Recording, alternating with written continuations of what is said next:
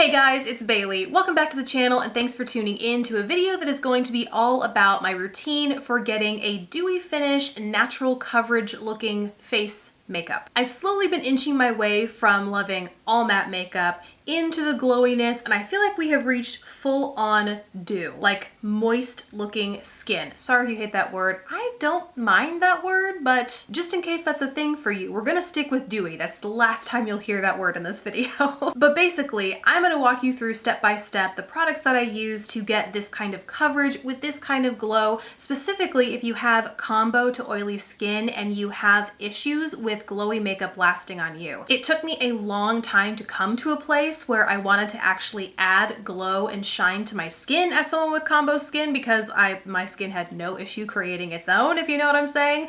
So I have finally found a routine that works for me in a way that it gives me that natural glowy skin, but actually lasts all day, even when my combo skin is trying to break it apart. So if you want to see all that, let's go ahead and dive in. Alrighty, so dewy foundation that lasts, at least on combo and oily skin, starts before you even apply foundation. You have to have the right skincare. For the longest time, as someone with combo acne prone skin, I always was in the dry my skin out mentality. Like, it produces enough oil as it is, that's what leads to breakouts and all the issues that I have, so just suck the moisture out of it and problem solved, right? So wrong. Your skin actually overproduces oil when you dry it out like that, and so the key is to balance it. And I, surprisingly enough, have actually increased my moisture intake even recently. I used to go for a really lightweight hydrator, like for my skin it's lightweight, the Clinique Dramatically Different Moisturizing Gel, and then on days when I thought it would be particularly dry and super cold outside, I would use the L'Oreal Revitalift 1.5% pure hyaluronic acid. I would just mix that right in there, or you could use this beforehand and layer your moisturizer over top. And then for my eye area, I was starting to notice some fine lines out here in the corner, which is not just a sign of age, but it's also a sign of skin dehydration. So I started using an eye cream from First Aid Beauty. It's the Eye Duty Triple Remedy AM Gel Cream. And I noticed a difference, like my skin was definitely feeling more hydrated, it didn't feel tight or dry or uncomfortable, but I was still noticing those fine lines. So something to consider if you feel like your skincare is at a good point, but you're noticing that your makeup still breaks up across your face throughout the day, you still might need some more hydration or moisture. So consider reevaluating your skincare products before you switch up any of your makeup products. What I eventually switched to and have now been using for almost 3 weeks at this point have been some products from Charlotte Tilbury. I switched to her eye cream, the Magic Eye Rescue, and it's far richer than I thought I would ever use right now for an eye cream, but it's really doing the trick in terms of hydrating especially this outer corner where I tend to have, fine lines, developing crow's feet. Those pretty much go away when I use this because it just plumps the skin right up. And then on my face as well, this is also more rich than I had ever anticipated using for my combination skin. It's the Charlotte's Magic Cream to treat and transform moisturizer, and then I use her Magic Night Cream at night, but in terms of makeup prep during the day, these are the creams that I rely on, and I have found that my skin feels nice and balanced. It does, it has a glowy sheen to it, and that's something that as someone with combo skin, I would have been like the opposite of what I wanted before I put on my makeup. But this makes sure that my skin is even and primed. It has enough hydration and moisture to keep it balanced as I'm applying my makeup, so that as the day progresses, it doesn't feel the need to produce more, which in the end produces that makeup breakup, like that foundation that kind of breaks apart in the center of your face. After switching to this skincare routine, haven't noticed that at all. But enough about skincare, let's now move on to the makeup. So in my November favorites video, I walked you through my foundation concealer sort of routine. What's changed since then is I recently watched, not too recently, but Samantha posted a video about this reverse foundation technique, and basically she uses a bunch of cream products and applies her contour, blush, and highlight all underneath her foundation for this super natural but still made up. You're wearing contour, blush, and highlight, but the foundation just helps tone it down a lot. So I started playing around with that myself, and here's where I ended up. I recently bought the Tom Ford Shade and Illuminate Cream Contour and Highlight. Now there are a lot, if you're like, yeah, that's pretty much out of my price range, I have no interest in buying Tom Ford, totally get it. There are lots of other cream contours out there that you can use for this. Specifically, one that I pulled from my collection is like the Wet n Wild Contour. It's just like a cream contour stick. The shade that I have is Oaks on You. I think there are a few different contour shades in this collection, so you do have some variety to choose from, but there's so many out there. The one that I struggled finding was a cream highlight. This is more like a glossy cream highlight, and that was hard to replicate, at least from the stuff that I have. Didn't find a whole lot of affordable options there, but ultimately I do have another cream option here that I apply over top of everything, so you could totally just go in with whatever cream contour you want and then go back in with your cream highlight later, if that makes sense. The way that I like to use this is I will go in with my Real Techniques Expert Face Brush. It's a pretty nice, dense brush, but it has an interesting, like a nice pinched contour shape to it, so it's really great for going into the hollows of your cheeks. I've just taken that bronzer a little bit, well, kind of a lot. It will look like a lot before I go in with my foundation, just because it's got to hold up to that pigment of your foundation, and the heavier coverage foundation you have, the more pigmented you'll want to make this first base layer. The other thing I love about this is you really don't have to be precise. It's not like a contour where, or even a bronzer where if you go overboard, you can really tell when you go overboard. It looks like a lot here and it looks very imprecise and messy, but underneath, like, foundation just fixes everything. So there's the bronzer. I've even placed it down the center of my face as well. Then I go in with the same brush. You know I'm the biggest culprit of this. When I probably should use different brushes, I'm just lazy and I use the same one. Go in with that highlight and I bounce it right on top of my cheekbones. Like I said, this is closer to a glossy balm rather than a shimmery highlight, which makes it super, super natural looking. Really like it. I'll also put that down the center of my face. Okay, with that done, I will go in with my foundation. Nothing has changed with foundation and concealer. I use the Flower Beauty Light Illusion foundation in the shade L4, have been for months now at this point. This kind of got me on the glowy bandwagon. Like when I first started using this, I actually would use 2 pumps, go for more of a full coverage look. Now I am down to 1 pump and I like to apply it starting in the center of my face, not with this brush. I will go with the Real Techniques, Ultimate Buffing Brush. Just the regular buffing brush works too. This is just what happens to be what's on my vanity because I recently talked about the holiday sets.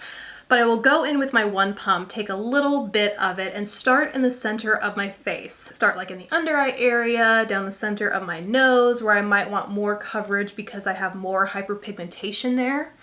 And blend out from there. I've also found that it really helps, you know, if you find that your foundation doesn't match your neck so much, or you just really struggle with foundation mask, starting with the center of your face helps build the coverage here and yet makes it nice and seamless as you get further out and you have less product. It just makes it blend a lot more, I think, in with the rest of your neck. The other thing to consider if you have found a cream contour alternative and are still looking for a cream highlight, this cream highlight really makes this Flower Beauty foundation luminous. So if this is a little bit too dewy for you, you want something a little bit more toned down, just don't even worry about the highlighter because there will, like I said, be another one coming up here because I like a really fresh dewy finish. But if that's not for you, you can totally skip that first layer of highlighter. So that's a layer of foundation. Then I go in with my concealer. A lot comes off on this doe foot, so I wipe that off. And I just use 2 little dots in my inner corner, 1 on my forehead, 1 for additional coverage on my chin, and I go in with either my finger. I prefer my finger in my under eye area, but again, I get lazy, so I just go in with my brush and use that to blend the concealer in. Now this next step will vary on the weather, basically. It's setting powder, and I find that I don't always need it anymore, but I do prefer one that has a glowy finish. So this is the Laura Mercier Translucent Loose Setting Powder Glow version, and depending, like I said, if it's a cooler day, like winter in Texas can mean anything from 30 degrees to 60 degrees. And so on a 30-degree day when it's cold and chilly, I don't feel like I need powder, especially this Laura Mercier. I experienced it with the original version and I do a little bit with this one too, where it's just on the drier end of things. And so even though it will give you that glowy finish, it will also kind of take some of that moisture, I find, out of my makeup and or skin. So on colder days, I don't use it and I don't need it to set my makeup. On warmer days, however, especially if there's been a big temperature swing and my skin tends to freak out because of that, then I will go in with a setting powder. So it is actually 65 outside and in the middle of December, so I am gonna go in with this powder, but I just take the tiniest bit. This is on a Real Techniques 203 Rebel Edge Broad Brush. I'm still kind of testing these out. Let me know if you want to see a review. I kind of don't feel one way or the other about them, which is why I've been so on the fence about doing a review, but let me know what you think if you care to know more info about them. For now though, I'm just going to use it for my setting powder. I'm going to start in my under eye area because that tends to be where I need it the most. Just pat that there and then go in on the other side too, and then down the center of my face. Because as someone with combo skin, that is where I develop most of my excess shine and oil. And then that's it. Rarely will I ever take it unless I just have excess and kind of dust it everywhere else, but I really focus down the center of my face and in my under eye area because on those warmer days, that's where my makeup will break up faster. You can see even after that's applied, it barely toned down any of that shine. Like I still feel like I have a lot of dewiness and dimension to my face, unlike a lot of setting powders which can kind of matte and flatten you. So now I'm gonna take a brow break and meet you back here when I'm done. For reference, I'm using my trusty CoverGirl Ultrafine Brow Pencil in the shade Soft Brown. So there the brows are done. Now moving on to blush. And one of the reasons that I take a brow break shortly after doing my base is it gives my base some time to dry and set. I say that because I actually use a powder for my blush. This is still the blush and bronze duo I have been loving. Clearly, it's my Charlotte Tilbury Film Star Bronze and Blush Glow. And I'm still using this blush even though it's a powder because I haven't found a cream blush with this face combo anyway that doesn't fade throughout the day. It starts off really vibrantly, it blends beautifully, but by the end of the day, you know, when I take pictures or I just look at myself in the mirror, it feels like I'm not wearing any sort of pigment on my face. My face just looks flat. I need a little bit more color in my cheeks, and I find the best way to do that is with a powder. So doing the brows then gives it time to set so that the powder doesn't lay unevenly or apply patchily, and I'll just go in again. This is one of those Rebel Edge brushes from Real Techniques, and this is the medium size, so just take a little bit in there because this stuff is really pigmented, and I just sweep that starting on the apples of my cheeks and blend it back. And last is the highlight, the second highlight. This is the Nude Sticks Nudies All Over Face color in the shade Illuminati. This came in one of the sets that I bought recently. I've been really obsessed with the Nude Sticks eyeshadow crayons, and the best way in terms of cost efficiency is to buy them in the sets that they have, and one of those sets happened to come with one of these face sticks. I was kind of uninterested in it because I hadn't quite entered my full-on glowy cream product obsession, but once I started that, I thought maybe it's time to reach for this since I love the other Nude Sticks products so much, and yeah, it's pretty much no different. So Illuminati is a soft pearl with kind of a purpley iridescence to it. I don't know, there's a hint of color to it that I can't quite explain. So it's like a step beyond pearl, and I absolutely love it. So on the one side you have the highlighter that I just dab directly on the tops of my cheekbones. I'm pretty generous with it, like I don't shy away from my highlight, so I'll dab it like that and then either use my finger. There's actually a brush that comes with it that I don't hate. It's a short stubby little thing, but the bristles are nice and soft where if you just pat it like that, it really doesn't disturb the product underneath at all.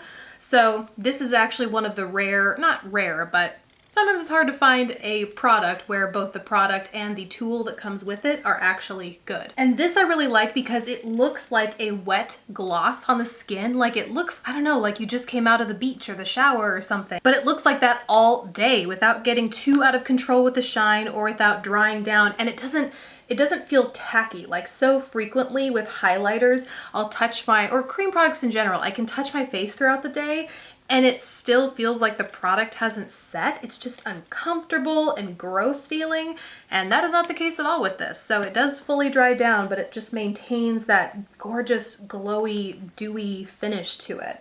Really natural looking, lit from within sort of situation, if you know what I mean. And that is my glowy natural coverage skin / foundation routine, particularly for those of you who have combo to oily skin. Hopefully there were some good tips and tricks in here to help you get this kind of finish and or coverage and have it last throughout the day, because I've been there with makeup breakup, or you want that beautiful glowy lit from within look, but at the end of the day, it's like it has melted off of your face. Hopefully this helped you through that. Let me know what you think in the comments below. Besides that, guys, thank you so much for watching. Please don't forget to subscribe if you haven't already, and I will catch you in the next video. Bye, guys.